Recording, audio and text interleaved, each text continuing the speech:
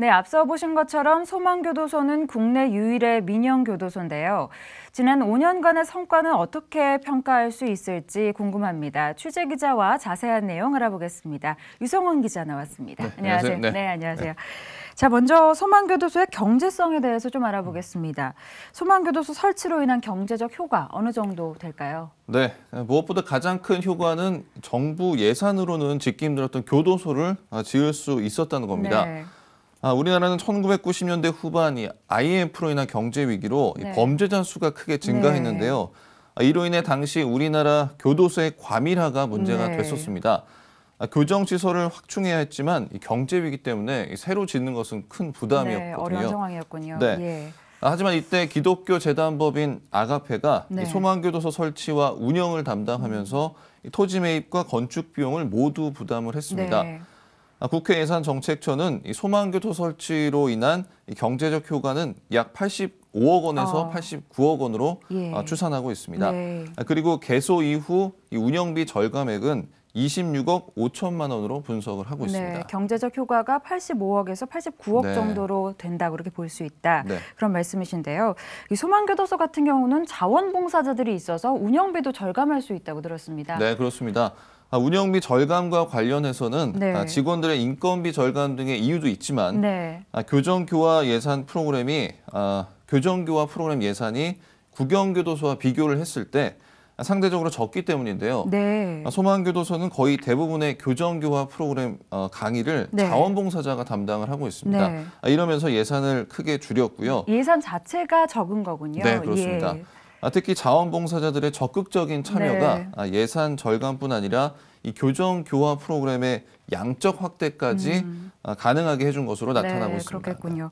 이 소망교도소의 경우에는 재복용률이 또 낮은 것으로 알고 있는데요. 재복용률이 뭔지 좀 짚고 넘어가야 할 것 같습니다. 네, 먼저 재복용률에 대해서 설명을 조금 해드리겠습니다. 이 재복용률은 금고 이상의 형을 선고받고 교정시설에 수용된 자가 출소한 이후에 범죄 행위로 금고 이상의 형의 선고를 받고 그 집행을 위해서 3년 이내로 다시 교정시설에 수용되는 것을 수용되는 비율을 말합니다. 이 재복용률이 이 교정의 효과를 판단하는데 아주 중요한 지표가 되는 거죠. 그렇겠군요. 그렇다면 소망교도소의 경우에는 재복용률이 어느 정도나 될까요? 사실 소망교도소의 재복용률을 현재는 정확히 알 수는 없습니다. 소망교도소는 2010년 12월에 개소를 했고요. 2011년 6월에 출소자가 처음 나왔거든요. 최초 출소 이후 아직 3년이 경과하지 않은 사람들이 많기 때문입니다. 그렇겠군요. 물론 소망교도소 출소자 327명 중 2014년 6월 말 현재 11명이 재복역해 비율로 따지면 3.36%입니다. 지금까지 수치로 봤을 때는. 그렇습니다. 국영교도소의 평균 재복용률 22%와 비교를 해보면 소망교도소의 재복용률이 낮은 수치를 보이고는 있습니다. 하지만 이러한 비교는 한계가 있기 때문에 소망교도소의 교정교화 효과를 분석하는 것은 시기상조라는 평가도 좀 나오고 있습니다. 얼마 전엔 또 소망교도소 이 수용자들을 대상으로 만족도 설문조사를 했다고 들었습니다. 지난 2013년입니다. 법무부가 소망교도소 수용자 320명을 대상으로 교정정책 만족도 조사를 실시했습니다. 결론부터 말씀드리면 수용생활 전체 만족도는 이 만족과 매우 만족 이 항목을 합쳐서 37.3%, 교정교화 프로그램 전체 만족도 역시 만족과 매우 만족 합쳐서 47.1%로 나타났습니다.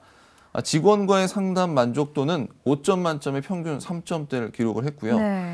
사실 이 설문조사는 영월교도소와 장흥교도소 등 국영교도소와 함께 진행이 됐습니다.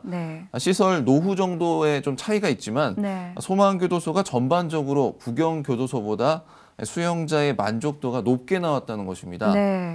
소망교도소의 교정교화 효과는 짧은 운영기간 등의 이유로 확실하게 말할 수는 없지만 앞서 살펴본 것처럼 이 민영교도소가 분명히 수용자에게 긍정적인 영향을 미치고 있는 것은 틀림없는 사실입니다. 그런 것 같습니다. 소망교도소와 관련해서 좋은 소식이 좀 자주 들려왔으면 좋겠습니다. 유성훈 기자 잘 들었습니다.